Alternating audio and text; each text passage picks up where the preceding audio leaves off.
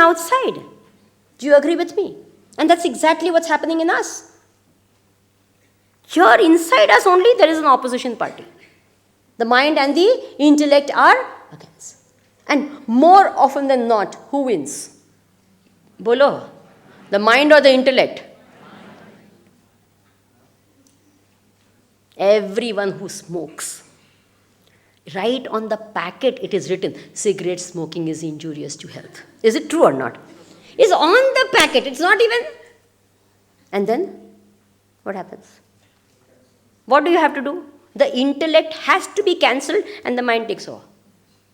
Oh, it happens. And then the mind is so smart and manipulative that it gets all facts and figures of how the lung cancer rate is really not so much. And there will always be such research done, sponsored by the companies. Isn't it? You'll always find research enough to support anything that pizza is the best healthy food in the whole world. Is it true or not? There is enough research available. If you don't know, I'll give you. So, what happens?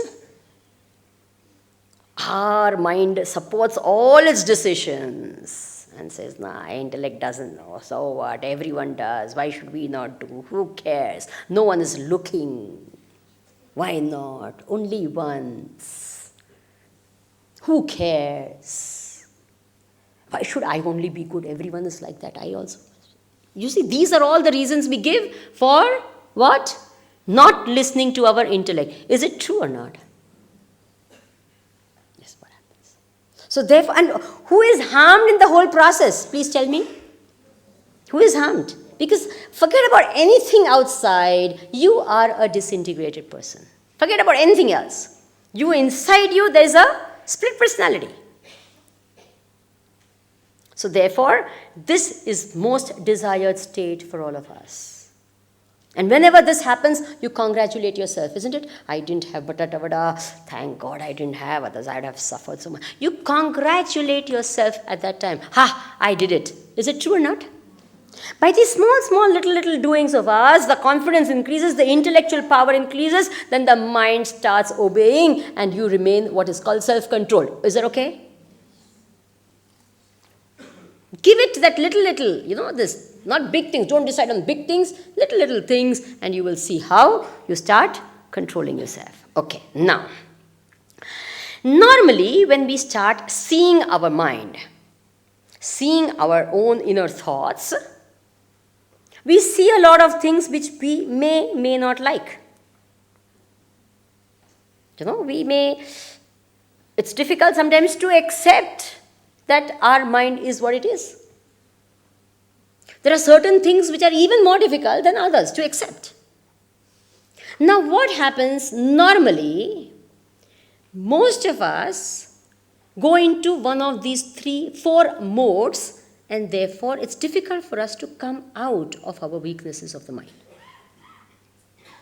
The first thing that someone does whenever they try to see within is escape or deny. Yes? Bolo. If you see also, you don't want to see it. You find that you are jealous and you don't want to accept you are jealous.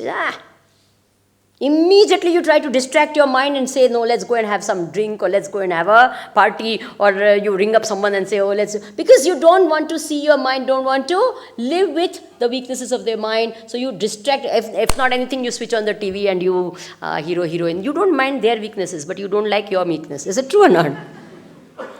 So the first thing we want to do is escape from seeing our mind. Or deny whatever you have already seen. Do you agree with me?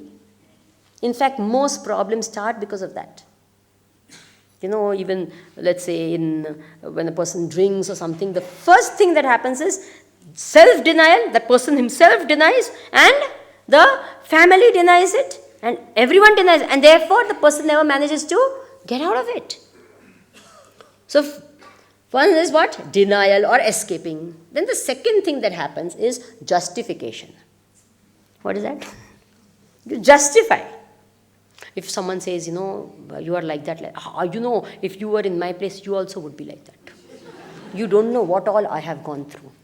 You just don't know the pressures that are there on me. What pressures? You don't know, I have to get up in the morning. What to tell you?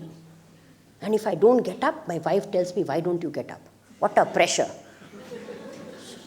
Yes. Isn't it?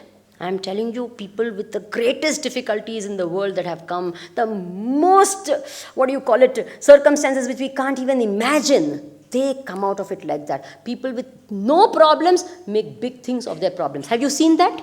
Little useless, good for nothing things. Oh, when I was small, my teacher told me like that. And nowadays, this psychology has come into. And as a child, I was abused. Means abused means what? My father once slapped me. Arre Rama! I wish he had slapped a few more times. You would have been a better person.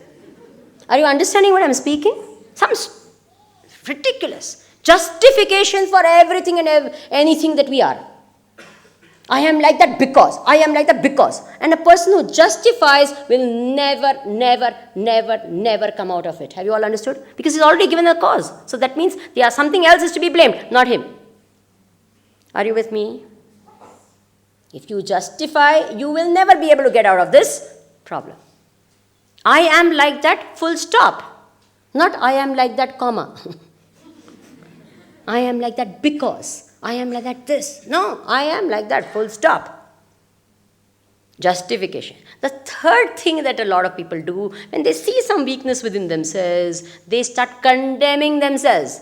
I am useless. I am a born failure. Anything I touch, it becomes a problem. In my life, problems come only to me. God only has one address. My neighbor never gets, only I. See what happens? The day I decide to have a party, that day only it will rain. What is my prarabdha? I am telling you. These type of people also never manage to get out of their weaknesses. Self-condemning, guilty, all the time they're whipping themselves inside. Such people, never. No. And that is also a different form of justification. Will you remember that? So such people cannot get out of these weaknesses. I am like that, full stop. Not I am like that. No, I am like that. Objectively. And the fourth thing that people do, and that because of that they never manage to get out of their weaknesses, identification.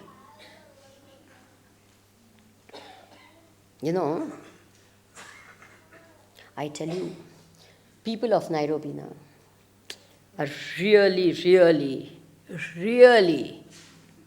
Buddhus. What?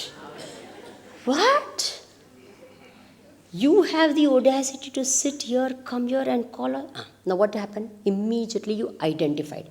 All of you? Yes or no? Supposing I had said, people of Nairobi, I have never met an audience like that.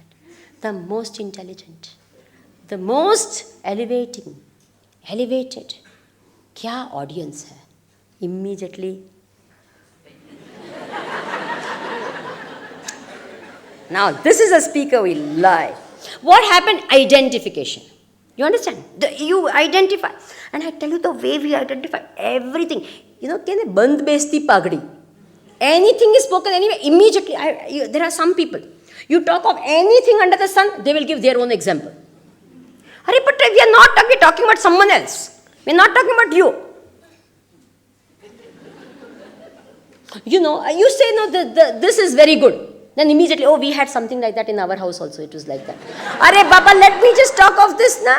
Why you are bringing yourself in the picture? Have you noticed that? That, of course, a little bit of this identification with anything. I'll give you examples of that. You'll understand that better. Supposing, this Garba Ras is now, very soon this will come now.